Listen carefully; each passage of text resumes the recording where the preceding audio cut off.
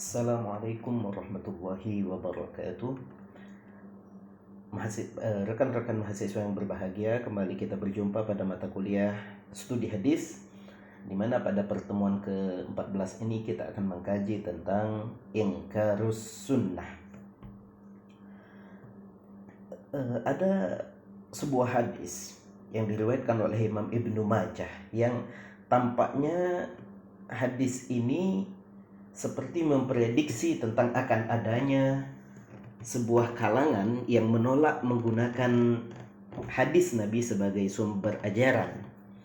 Hadis ini diriwayatkan oleh Imam Ibnu Majah pada hadis nomor 12. Haddatsana Abu Bakr bin Abi Syaibah, haddatsana Zaid bin Al-Habbab, an Muawiyah bin Salih, haddatsani Al-Hasan bin Jabir, an Al-Miqdam bin Ma'di, Karib al-Kindi, an Rasulullah sallallahu alaihi wasallam qala: Yushiku rajulu muttaki'an ala arikatihi yuhaddathu bihadithin min hadithi fayaqul bainana wa bainakum kitabullah azza wa jal fama wajadna fihi min halalin istahlalnahu wa ma wajadna fihi min haramin haramnahu ala wa innama harama Rasulullah sallallahu alaihi wasallam mithlu ma haramallah. Bahwa kelak akan ada golongan, akan ada laki-laki, maksudnya akan ada umat Nabi Muhammad SAW ini yang dia duduk di atas tempat duduknya, ya, bersandar di atas tempat duduknya. Yuhaddatsu bihaditsin, kemudian ia menyampaikan suatu hadis dari sekian banyak hadis Nabi SAW. Kemudian ia berkata, kita memiliki kitabullah. Di hadapan kita ada kitabullah, ada Al-Quran. Maka apapun yang kita dapati haram di dalam Al-Quran akan kita haramkan. Sementara apapun yang halal dalam Al-Quran kita halalkan. Artinya orang ini mengenyampingkan kandungan dalam hadis Nabi. Dia hanya menganggap halal apa yang dihalalkan Quran, menganggap haram apa yang diharamkan Al-Quran. Sementara apa yang datang dari Nabi dia kesampingkan. Maka Nabi sabdakan, ala wa inna ma harama Rasulullah, ketahuilah bahwa sungguhnya segala yang diharamkan oleh Rasulullah sallallahu alaihi wasallam itu sama derajatnya dengan apa yang diharamkan oleh Allah Subhanahu wa taala. Oke, ini sebagai gambaran untuk kita masuk kepada definisi. Ingkarus sunnah adalah sebuah kalangan, sebuah golongan yang mereka menolak menggunakan hadis sebagai sumber hukum Islam. Nah, ingkarus sunnah, mereka mengingkari sunnah Nabi sebagai sumber hukum Islam. Ya, nanti banyak alasannya. Bisa jadi karena alasan ketidaktahuan, bisa jadi karena ada alasan ideologis, ya, bisa jadi karena alasan-alasan metodologis dan lainnya. Nanti akan kita lihat. Nah, kalangan ingkarus sunnah ini ternyata juga tidak satu derajat, ya.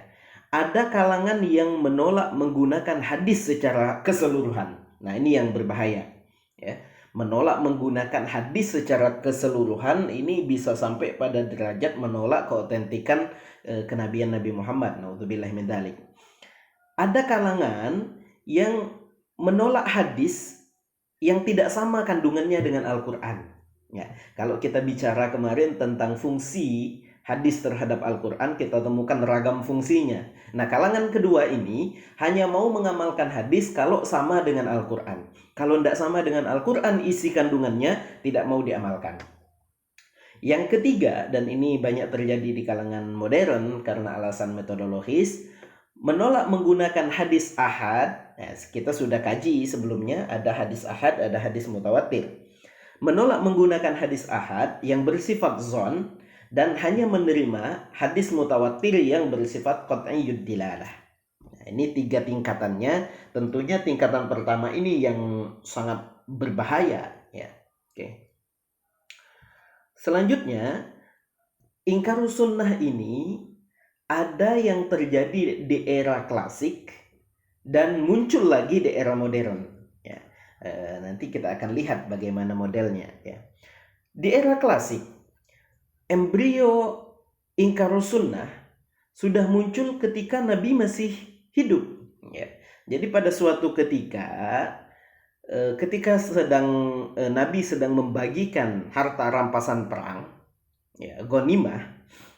Kemudian ada seorang bernama Abdullah bin Dhi al-Khuwaisirah at-Tamimi.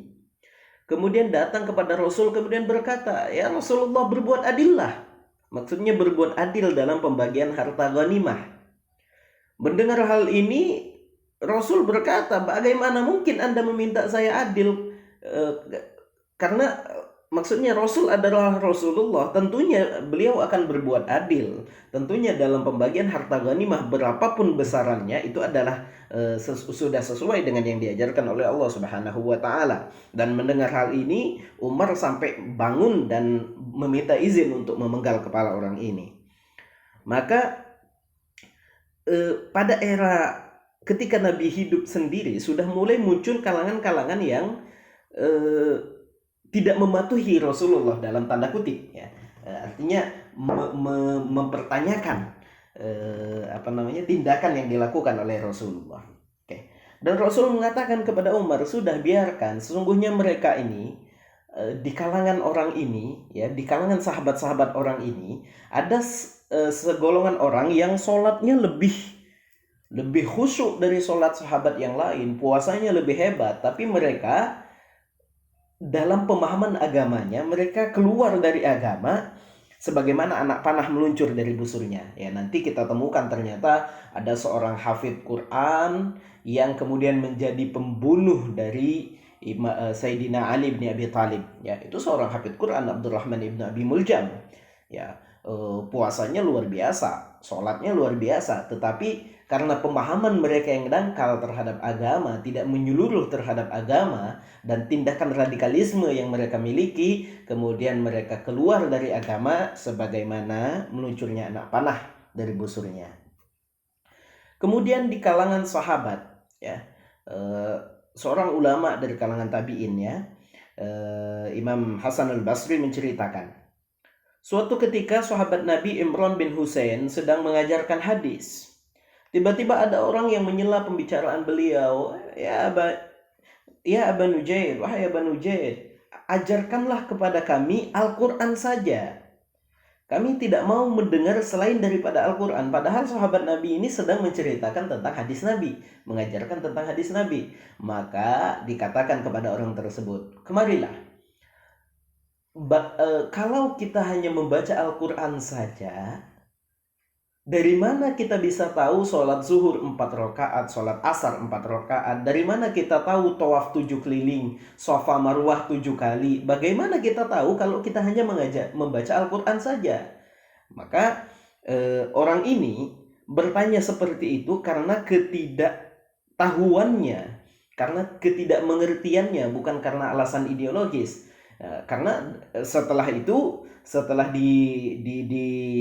diingatkan oleh Imran bin Husain tadi, orang ini kemudian menjadi semangat dalam mempelajari hadis, tidak hanya mempelajari Al-Quran saja, bahkan pada akhir hayatnya beliau menjadi seorang ahli fikih.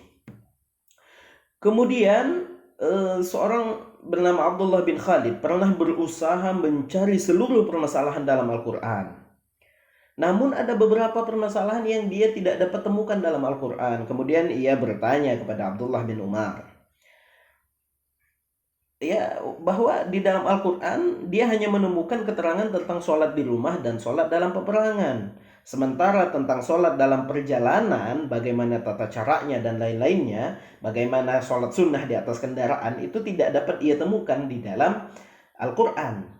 Maka Abdullah bin Umar menjawab, "Allah telah mengutus Nabi Muhammad kepada kita, sementara kita tidak mengetahui apa-apa. Karenanya kita kerjakan apa yang kita lihat dari Nabi, ya, apa yang Nabi kerjakan maka kita pun akan mengerjakannya." Artinya pada periode klasik ini alasan-alasan pengingkaran terhadap sunnah memang sudah muncul, tetapi rata-rata muncul karena ketidaktahuan. Ya, oke. Ini pada periode klasik, ingkar sunnah ini dilakukan secara individual, tidak terorganisir.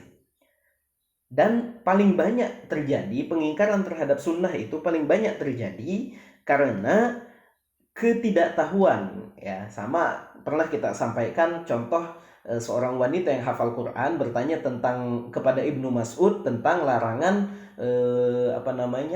menyambung rambut, ya.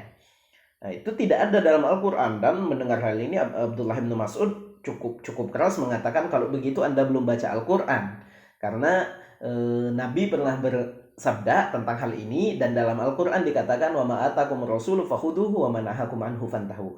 Jadi tidak terorganisir pada periode klasik, dan paling banyak terjadi karena alasan ketidaktahuan, dan ini cukup banyak terjadi di daerah Irak.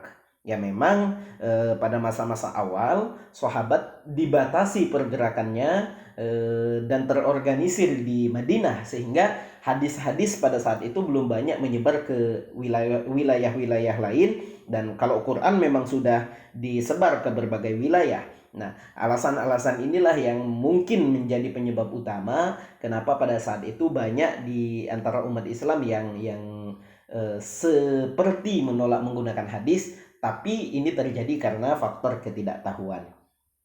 Nah, berbeda dengan ingkarus sunnah di era modern, ya.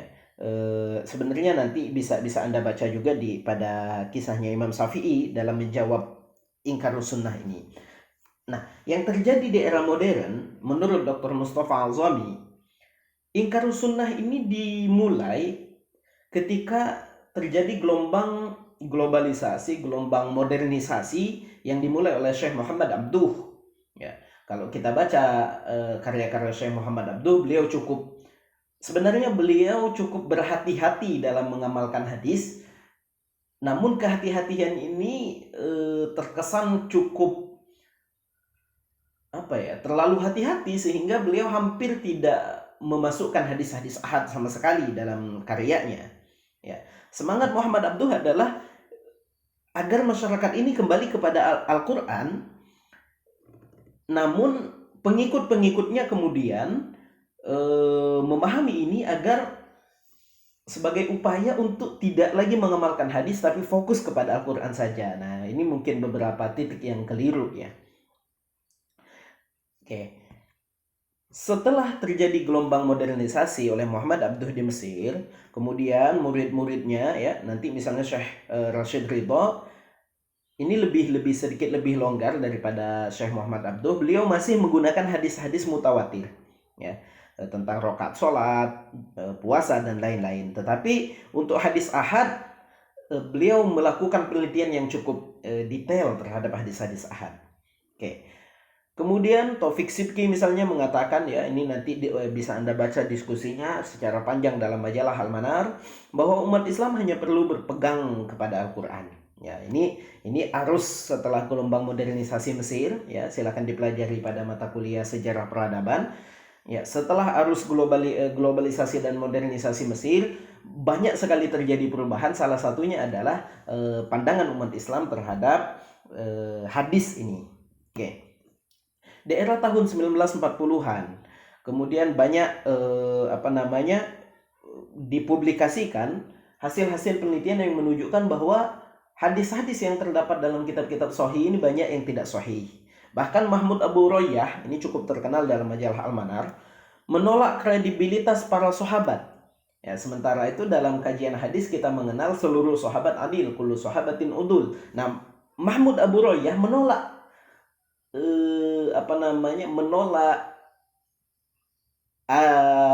pendapat kullu sahabatin udul ini. Bahkan beliau secara khusus mengkaji tentang sosok Abu Hurairah, dan menyatakan bahwa Abu Hurairah ini adalah sosok yang tidak kredibel dalam periwayatan hadis.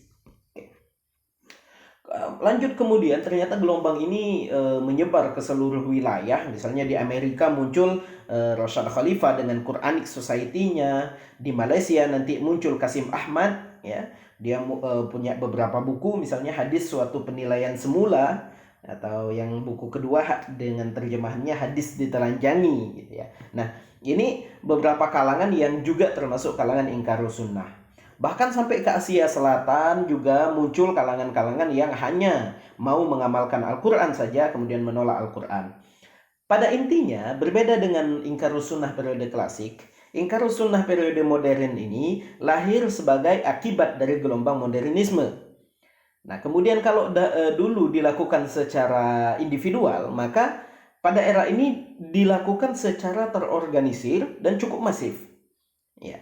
Bisa terjadi karena sebab ontologis dan sebab epistemologis. Artinya karena faktor ada yang memang hanya mau mengamalkan Al-Quran, ini faktor ideologis ontologis. Ada yang mereka hanya mau mengamalkan hadis mutawatir karena bagi mereka hadis ahad ini bersifat zon.